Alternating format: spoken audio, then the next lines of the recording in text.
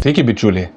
Aptarkim tokią temą, su kuria turbūt mes visi vienaip ir kitaip susidurime, gal turbūt ne visi tą pastebi, ne visi apie tai galvoja, bet mes gyvename visuomenėje, kuri formuojama, klijuojant vienokias ar kitokias etiketės, šablonus, žmonės suskirstant pagal vieną ar kitą kažkokią grupę. Tikriausiai dažniausiai susiduria su tuo elementu, kad tai pavadina vatniku, ir tam tikrai grupiai žmonių viskas tu esi nubrauktas, tu reiškia tada nemastai, tu reiškia būtinai kenkėjas turi būti, apskritai proto neturėti ir apskritai net ne visai žmogus galbūt tu esi. Kita pusė irgi ten tie dešinieji vatnikai, jeigu taip įvardysim, kita irgi naudoja tokį terminą leftistas.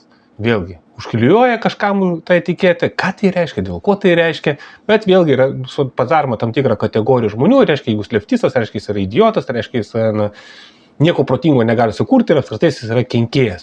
Ir tokių atvejų yra labai daug, nes kiekvienų atvejų yra, kiekvienai grupiai žmonių visada galima užklijuoti vienokią ar kitokią etiketę ir tada, reiškia, galima tikėtis, kad jeigu jie kažką sako, reiškia, sako būtinai kažkokius neadekvačius pezalus, reiškia, jie būtinai yra kažką blogo nori padaryti ir taip toliau.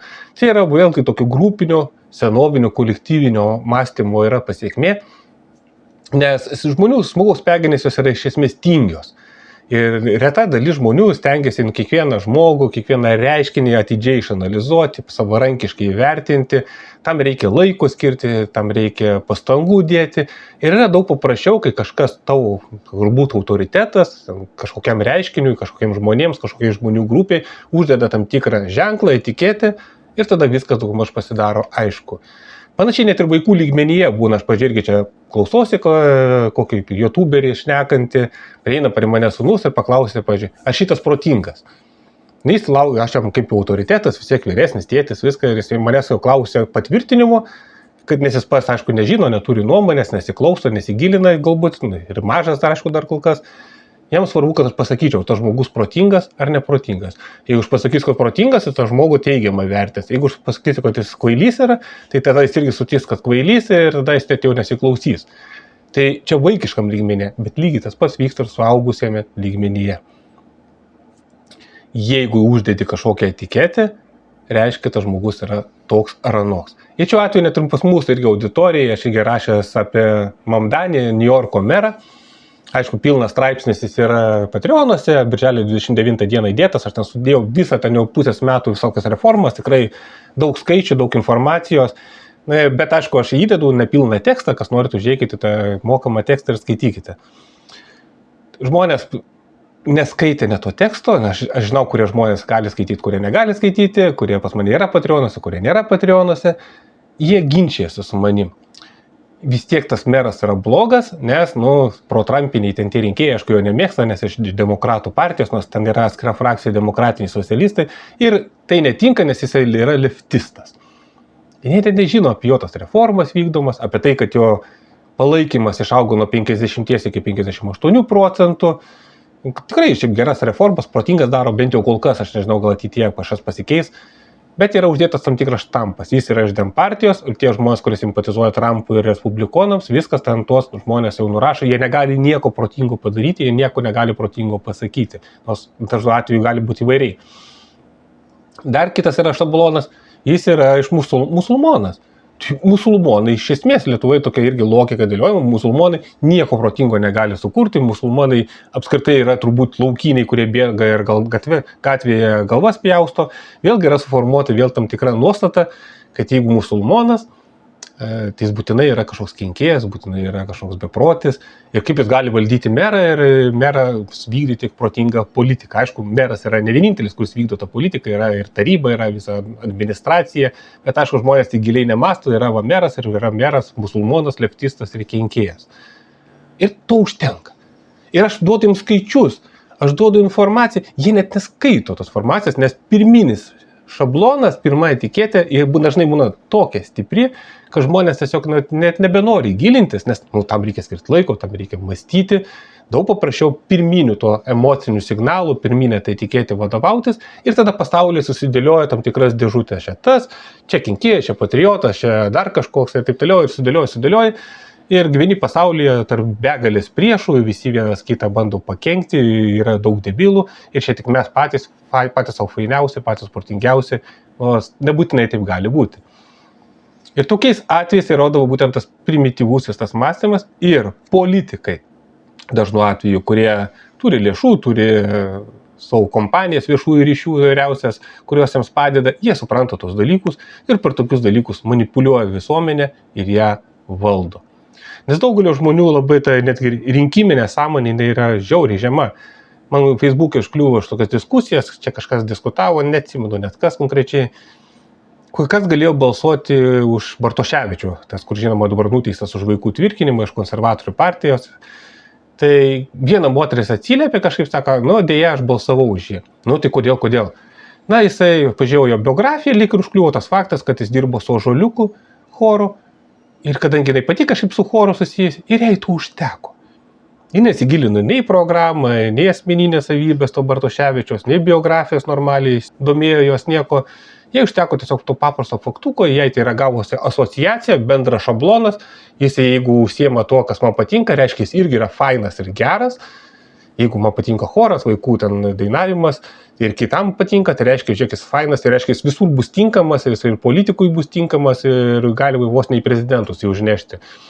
O galbūt tai yra kitai, tamsioji pusė, arba galbūt jis šiaip neadekvatas, arba jis gal blogus įstatymus priminės. Tai ir nėra įsigilinamas, nes reikia tiesiog šablono etiketės, šablonas vaikų choras, reiškia šablonas yra geras ir visa kita toliau yra nesvarbu. Ir daugiau atveju mes matom begalę. Per rinkimus, per santuokas netgi rinkimuose arba įvairiausius gyvenimo atvejais, viskas yra sudėliota tam tikrų šablonus, į tam tikras lentynėles. Ir dažnu atveju racionalaus tokio mąstymo, racionalios analizės būna labai, labai mažai. Ir tada visuomenė vėlgi yra valdoma per tos šablonus, per emocinius dirgiklius. Ir tai aš minėjau ir tos Kauno mečetės atveju, kaip yra, ten irgi buvo sukurta tobulas emocinis dirgiklis iš visiškai nieko. Ir tam tikri politikai, aš rodžiau pirštų, kurie politikai tuos dalykais naudojasi. Ir vis tiek kitiems žmonėms jie nesupranta, vis tiek jie laikosi to pykčio kažkokio, neapykantos ir pirminio to šablono, kad visi musulmonai, kad visi migrantai, nors sakiau, kad ten migrantai iš viso tai temų nedalyvauja, vis tiek, kadangi jie musulmonai, tai iš principo tai yra blogi. Ir kol žmonės vadovaujasi tokiais principais, jokios reformos, jokios kažkokios rimtos permainos iš principo yra neįmanomas.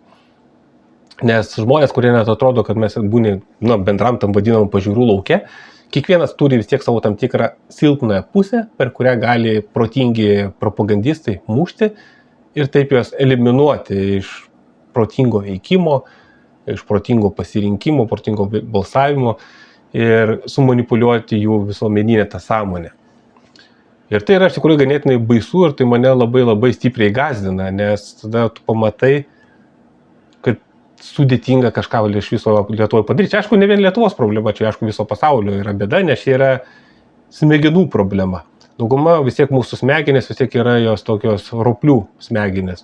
O roplių smegenės dažniausiai veikia vis tiek pagal vienokius kitokius instinktus. Mes kadangi tą protingo žmogaus yra, kuris jau išmoko skaityti, ten išmoko kažką kurti, istoriškai žiūrint yra labai trumpas laikotarpis. Didžiąją laiko dalį mes veikime pagal tam tikrus instinktus, pagal tam tikrus šablonus, ten grupinių šablonas, tarkim, jeigu kažkas bėga, tai ir visiems reikia iš paskos bėgti, nes, jeigu tu lauksi, tai tave galbūt koks liūtas atbėgas iš krūmų surys. Tai dėl to žmonės dažnai veikia instinktyviai. Ir dažnu atveju įvairiausi politikai ir biznio atstovai, kurie užsiema pardavimais, tos dalykus puikiai žino, jie tos dalykus puikiai studijuoja, atskiri netgi būna kursai, kaip išnaudoti būtent mūsų tokią beždžioniškąją tokią prigimtį, kad nereikia mąstyti, reikia greit veikti, reikia pagauti tam tikrą emocinį kabliuką ir iš to kabliuką traukti rinkėją arba vartotoją, pirkėją. Ir tų dalykų yra žaidžiama. Ir didžioji bėda yra tame, kad ta visuomeninė sąmonė neprotingėja. Aš daręs jau ne vieną laidą apie tai, kad 45% Lietuvos gyventojų sunkiai sugeba suvokti tekstą. Mokinių tarpe tokių 33%, nors jie, atrodo, mokosi, jau turėtų ir laiko turėti daugiau skaityti ir užsiminėti mokslais, nes bet kuriuo atveju jiems nereikia dar į darbą eiti, neturi šeimų, jie turi daugiau laiko, aš pas kaip moksleivis buvau, pas mane to laiko buvo daug, aš labai daug skaičiau. Ir baisu tai, kad padėtis iš tikrųjų visiškai nepagerės, žmonės kaip tik labiau atbuks, dar paprasčiau pasimaus ant emocinių vairiausių kabliukų, šablonų. Ir mes turėsime visuomenę, kuri valdoma pagal tam tikrą FAS signalą. Šiuo metu yra priešas vienas, vatnikai, FAS visi. Kitų momentų priešai, musulmonai, FAS, migrantai, FAS, ten dar kažkokia grupė, FAS irgi ant jų puola. Ir nesvarbu, kad iš to niekam geros naudos nebus, išskyrus tą grupę žmonių, kurie priima sprendimus, kurie valdo. Nes jie stebės kaip durneliai, kurie šiaip galėtų tarpusai susivienyti, vienas kitą daužo, vienas prieš kitą kovoja. O tuo metu tu gali administruoti tą kraštą, tuo metu tu gali plėšti iš to krašto pinigus, išvežti iš užsienį, savo pasinaudoti. Puikiai administracinė veikla užsiimti. Kitas romėniškas posakis yra skaldyk ir valdyk. O ką tu gali skaldyti ir valdyti? Tuos, kurie nesugeba mąstyti, kurie nesugeba atsirinkti informacijas, kurie sugeba peržiūrėti savo baimių, savo išankstinių nuostatų. O jų turim visi, aš irgi pas mane irgi yra ir baimių, ir išankstinių nuostatų. Bet ką aš darau, tai stengiuosi kiekvienais, bent jau kartą į metus, atlikti savo pažiūrų, savo išankstinių nusistatymų, kaip sakoma, tokia revizija. Tai yra peržiūrėti informaciją visokią, kuri mane sukuria kaip žmogų, visuomeninį žmogų ir pamastyti, o gal aš šio klausimu vis dėlto neteisingai mąstau. Ir kas tai padeda tai, kad tu neužsidaryti savo informacinį burbulą. Daug žmonių pažiūrėjo YouTube kanalą, ateina ne dėl to, kad jie kažką naujo išgirs, ne tai, kad jos tai pagrindinis faktorius, kuris jos domintų, jie dažnu atveju ateina į YouTube kanalą paklausyti tos informacijos, kuri jiems patinka ir kuri patvirtina jų išankstinės nuostatas, tas confirmation bias vadinasi. Ir viskas, jie paklausė, jie pritarė, jiem tu pasakai tai, kas jiems patinka ir jie tada visi užsidaro tam tikrą tą kambarį, tokie stiklinį, kurie dominuoja tam tikros tos nuomonės ir jiems yra gerai, ir jie netikrina, ar tos pažiūros yra teisingos. Aš nuo atveju neklausau tų žmonių, kuriems aš pritariu. Aš dažnai klausau tos žmonės, kuriems aš nepritariu. Mano dažniausiai, jeigu YouTube kanalas rinktis, dažniausiai aš politinius oponentų vaizdo įrašus klausausi. Arba kitas atvejis, aš skaitau literatūrą, kuriai būna kartais visiškai nepritariu. Kažkada būdamas tautininku, aš buvau antikomunistas, aišku, be abejo, ir aš pradėjau skaityti marksistų kūrinius. Ir pamačiau, kad vis dėlto biškai yra kiek kitaip, negu išankstinė nuostata rodė. Esu savo laikų skaitęs Hayekas, tai yra liberalų, ten visas tas ideologas. Savo laikų skaičiau nacionalsocialistų ir fašistų kūrinius. Savo laikų skaičiau aš ir tautininkų įvairiausias, Maceinas, skaičiau, iš to dešiniojo flango. Šalkauskis, Vytautas Salantas buvo radikalaus tautininkų tarpukario flango toks ideologas. Begalės įvairiausių skirtingų skaitai. Ir stengiasi rasti tą informaciją, kuri galbūt parodytų pasaulį iš kitos pusės. Nes kai tu žiūri pasaulį iš vienos pusės, iš kitos, iš trečios, po to kažkaip sėdi ir bandai viską smegenyse sugromuluoti ir kartais kyla tokių įdomių idėjų, kad galbūt tu kažkurioje vienoje ir kitoje sferoje mąstei neteisingai. Bet tai yra, aišku, daugeliu žmonių yra baisu tos dalykus daryti, baisu bandyti pakeisti tą savo mąstymo kampą, nes tai yra gąsdina. Nes tau gali paaiškėti, kad tu 5 metus, 10 metų, 20 metų, tiesiog darai nesąmonės, tiesiog kreivai matei pasaulį, tu darai klaidą po klaidos, vertindamas įvairius žmonės, įvairius reiškinius. Čia kaip buvo irgi dar tautininkų sąjungos laikais, man priekaištus kiti sakydavo, Jonaitė, kodėl tu čia eini su tokiais vatininkais susitikti, kuo tu su jais bendrauji ir taip toliau. Aš sakau, aš bendrauju su žmonėmis, aš nebendrauju su kažkokiais ten vatininkais ar nevatininkais ar dar kažko, žinai, aš bendrauju konkrečiai su žmogumi. Jeigu žmogus man atrodo įdomus, jeigu jis turi kažką įdomaus pasakyti, aš su juo bendrausiu nepriklausomai nuo jo pažiūrų, nes man tiesiog įdomu. Bet jiems svarbu bendrauti su tais, kurie atitinka jų tam tikrą tą pasaulėžiūrą, tai reiškia susisiaurinį savo pažintis iki labai siauro tokio momento ir tada pastringi tam tikrojose savo mąstymuose klaiduose ir tada tu tiesi tą savo nusišnekėjimo etapą, nes visi šiais laikais turi socialinius tinklus, visi gali kurti turinį ir tada gaunasi, ateini į socialinius tinklus ir matai, kad žmonės užstrigę prieš 20 metų savo kažkokiose dogmose, pasaulis milžiniškų tempų keičiasi ir jie vis tiek savo tas klaidas mąstymo daro.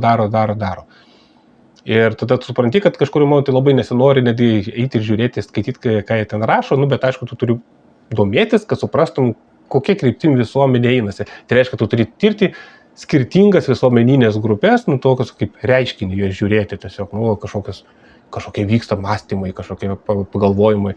Dažnu atveju būna labai daug ir klėdesių, bet vis tiek yra žmonės, jie veikia aplinką, kurioje aš gyvenu ir man reikia suprasti.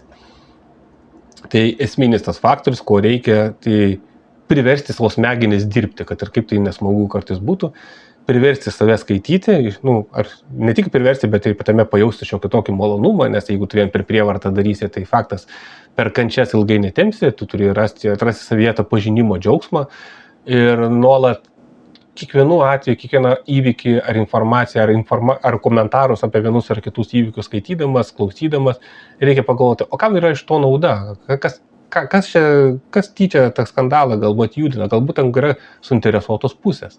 Nes kai mokiausi dar viešojų politikoje, visą laiką būtų tas klausimai, kas, kam, kaip, kodėl ir kaip toliau. Tai reiškia, tu paimi kiekvieną reiškinį ir tu turi analizę padaryti, kam tai gali būti naudinga, kodėl tai turi būti naudinga, kodėl tai vyksta, kaip tai vyksta ir visą kitą. Tai reiškia, tu kiekvieno reiškinio, kiekvienos grupės, ideologinės grupės, tu turi padaryti tam tikras pjūvius, kad suprastum, kas jūs veda, dėl ko jie tai daro ir taip toliau. Bet dėja, nors ir mano kai kurie studentai irgi mokėsi kolegos, bet jie kažkodėl tų dalykais neužsiminėjo. Tai aš stengiuosi vadovautis tom žiniom, kurias gavau mokydamasis. Tai yra labai sunku. Tau kartais būna sunku susikalbėti su žmonėmis, nes tu atrodai jiems kitiems toks, visą laiką tau kažkas negerai, visą laiką tu kažką bandai kritikuoti, bet mano tikslas yra suprasti visuomeninius įvykius ir nepakliūti ant manipuliatorių įvairiausių kabliukų. O tų kabliukų manipuliatorių, kaip ir minėjau pradžioje, per įvairius šablonus, per emocinius dirgiklius, jų yra labai daug. Ir visuomenė suskaldyta į šimtus turbūt skirtingų grupelių, yra stambiausios tokios kelios, bet yra dar pogrupių įvairiausių. Ir ta visuomenė gaunas taip, kad jie įsivelia nuolatinį viens kito etikečių klijavimą ir nuolatinį ir amžiną vienas prieš kito kovojimą. Nors jie nekovoja rimtos kovos prieš tikrosius šunsnukius, kurie čia Lietuvoje priima sprendimus. Jie kovoja tada tarpusavį. Vienas kito nekenčia, vienas kitam etiketės klijuoja ir galutiniam variantėse gaunasi visi prieš visus ir galutiniam variantė visi prieš nieką. Tai va tokias mintis aplanko, iš tikrųjų įdomu, ar daugiau žmonių yra, kurie tos dalykus masto. Ir būtų įdomu komentarus išgirsti, kaip jūs bandote save neuždaryti tam tikrą kambarį, tokį sustabarėjusį ideologinį, o kaip stengiatės analizuoti visuomeninius procesus. Ačiū draugai, kad klausote ir iki.